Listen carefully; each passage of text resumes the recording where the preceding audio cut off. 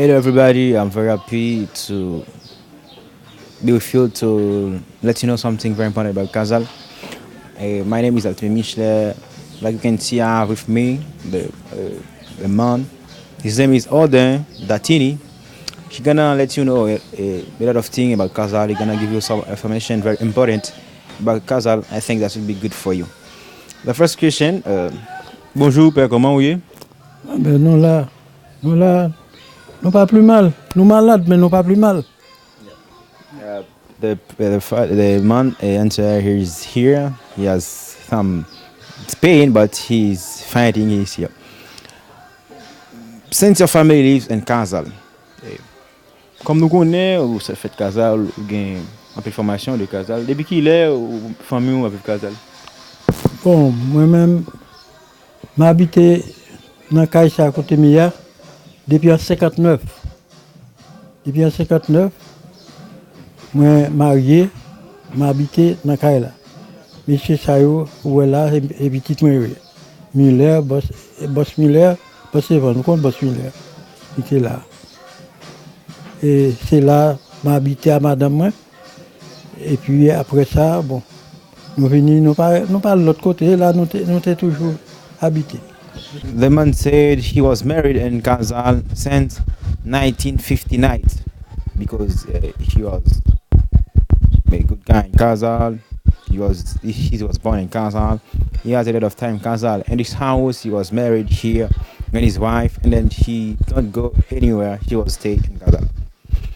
How did you identify with your ancestors about Polish descent? Et comme nous connaissons gen descendants ou c'est descendants polonais, comment vous identifiez avec les autres polonais qui dans la Pologne? Bon, nous pas, c'est là où vient ici, nous connaissons que c'est famille nous, famille polonais, mon Casalio, c'est là où vient ici, nous reconnaissons. Même pas gain aucune communication avec eux, pour l'autre bord. The man said, his son said, with the color of eyes, color of skin, of the hair, if by this possibility he know he has ancestors Polish who live in Poland. How large your family was before the tragedy on March 27, 1969? Qui grosse famille ou t'es qui fallait mettre dans famille avant massacre là t'es passé Kazal dans l'année 1969. Bon, moi j'étais chef section en 67. Vous entendez? J'étais chef section en 67 et puis j'ai exercé fait travail l'État. Nous avons servi l'État.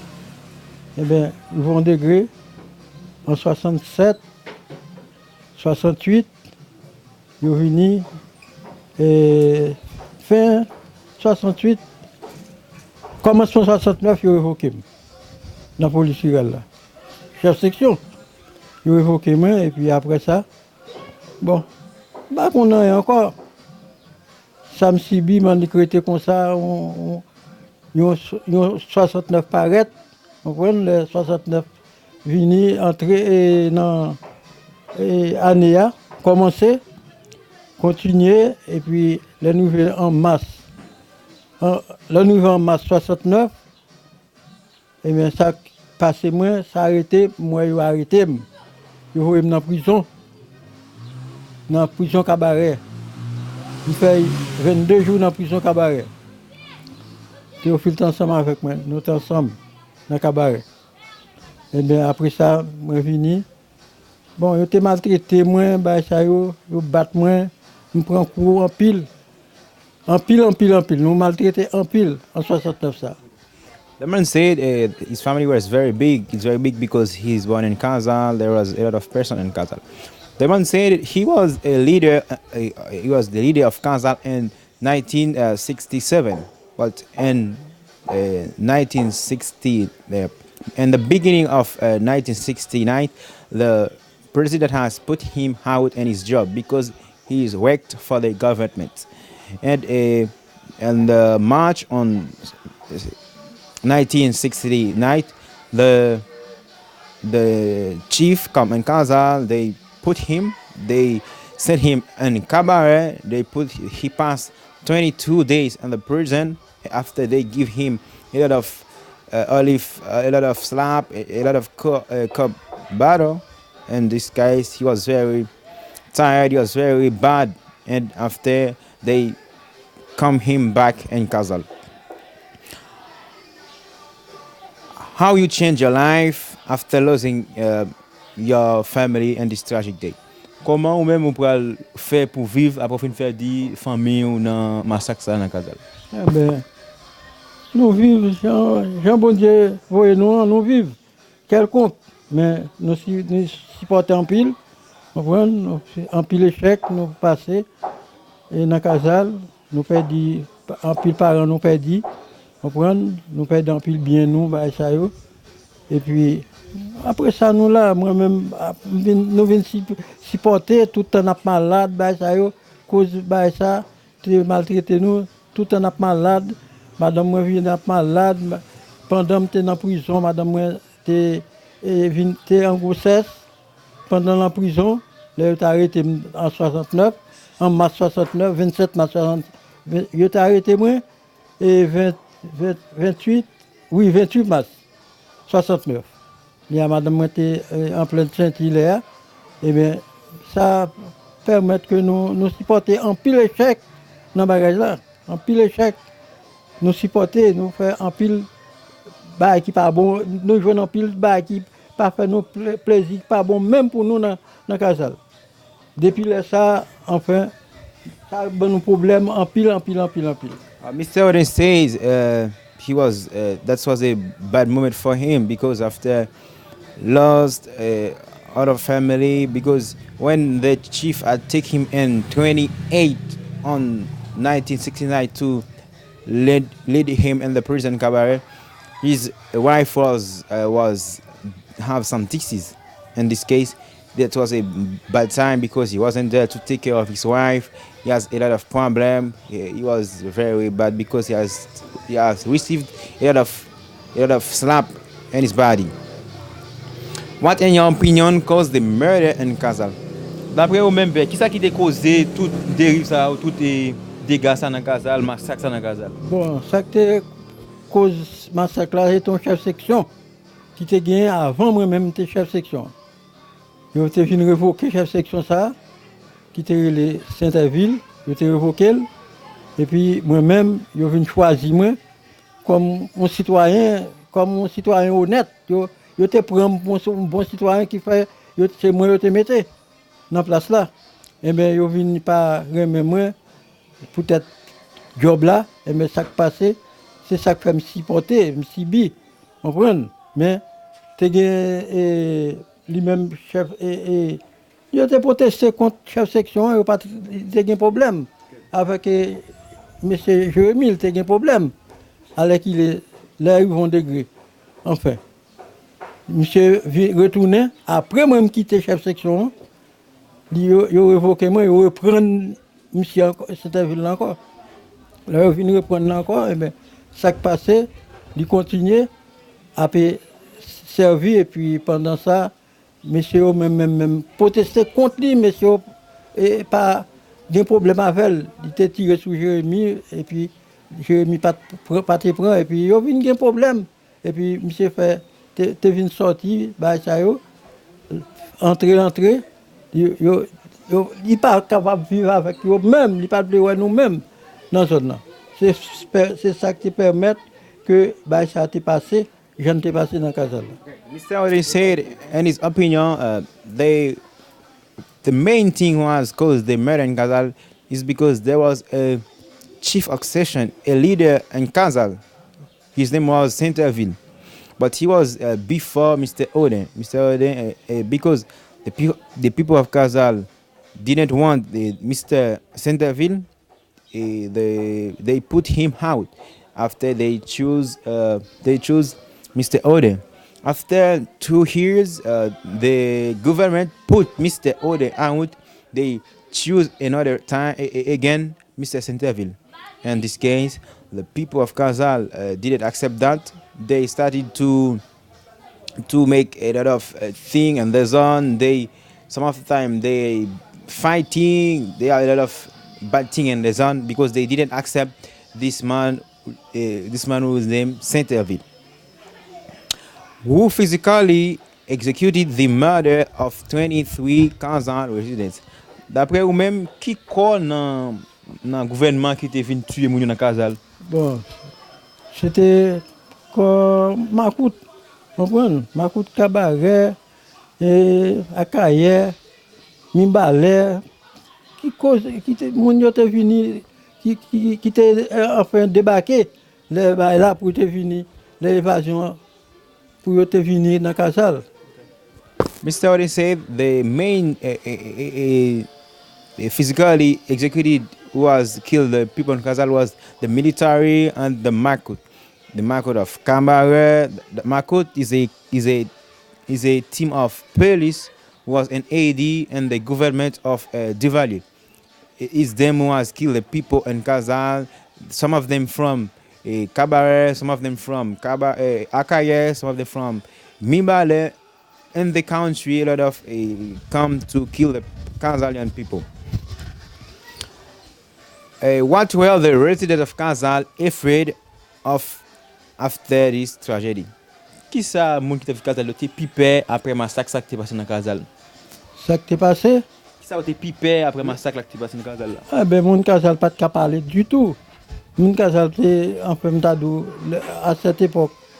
Moun qui moun Kazal quand arrivé ou pas rien même yo pas garder pour patate yo pas garder pour rien ou c'est pour m'ta di ou son fatra yo pas garder pour rien depuis c'est moun Kazal yo te relo Camoquin c'était comme ça yo te relé nous et tandis que yo pas de Camoquin c'est pas de Camoquin nous te Camoquin c'est yo te fait nous yo te vinn et fait nous passer toute misère ça dans Kazal.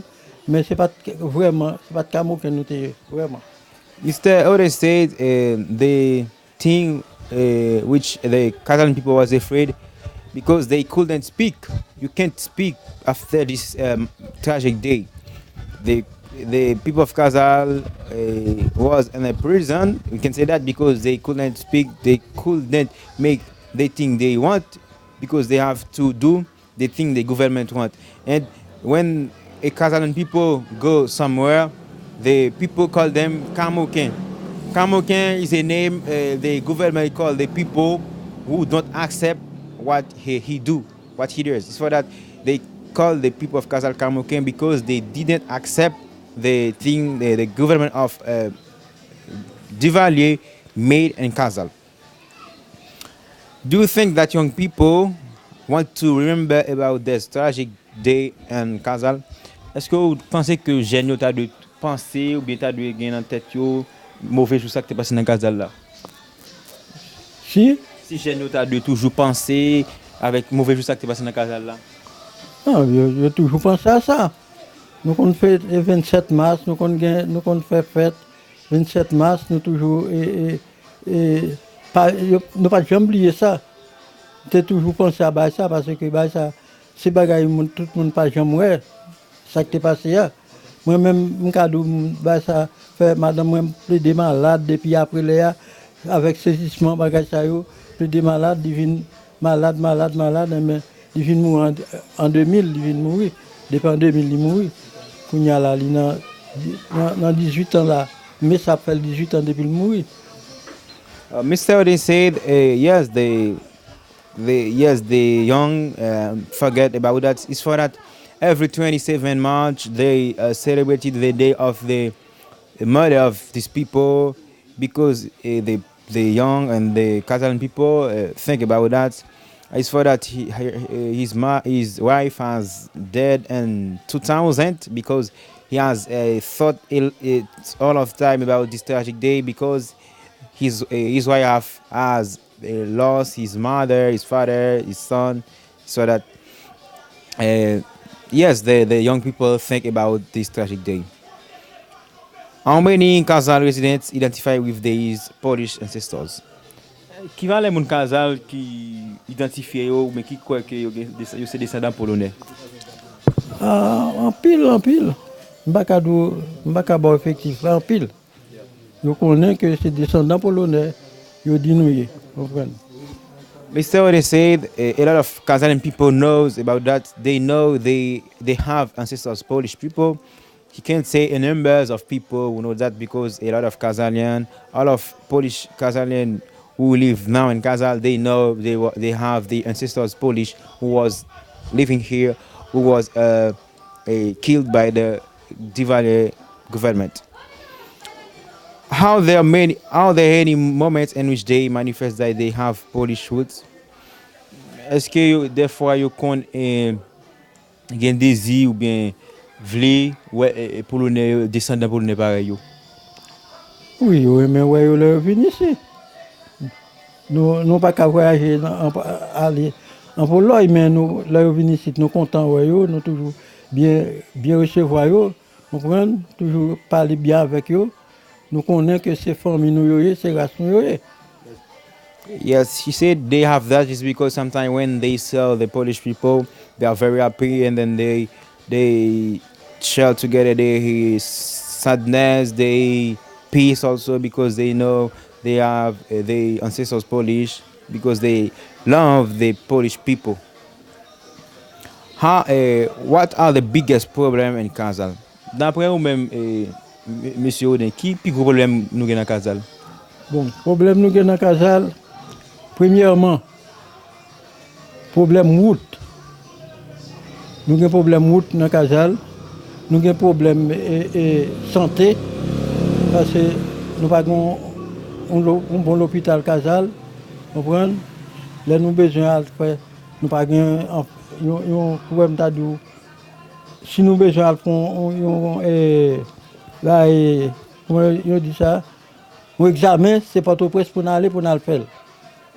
Alors nous avons tout problème ça.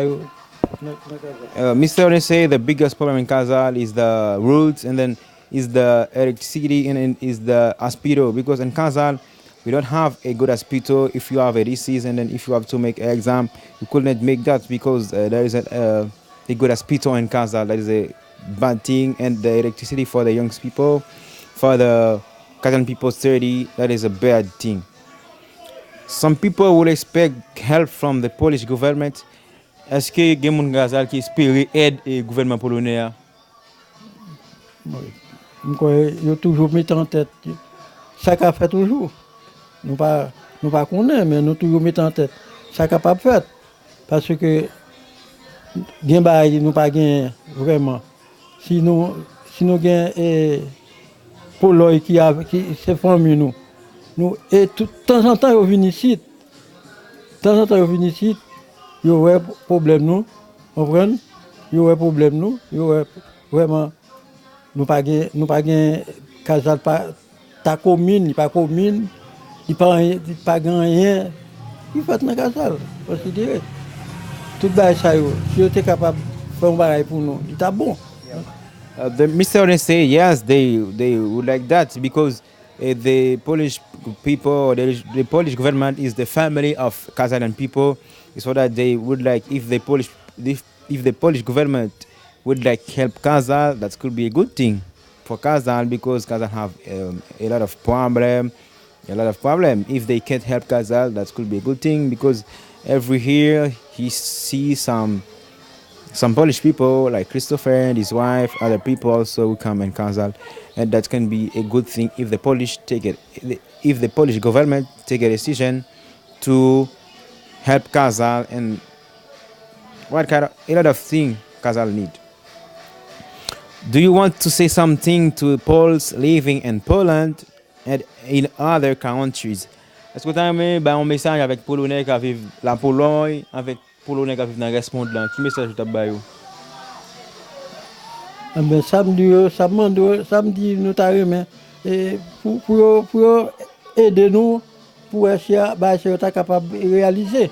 Vous comprenez? Nous pas l'hôpital, nous pas gain route, Kazal pas commune, tout bagage ça, nous besoin tout bagage ça dans Kazal. Oui, commissariat, nous pas gain ça dans Kazal.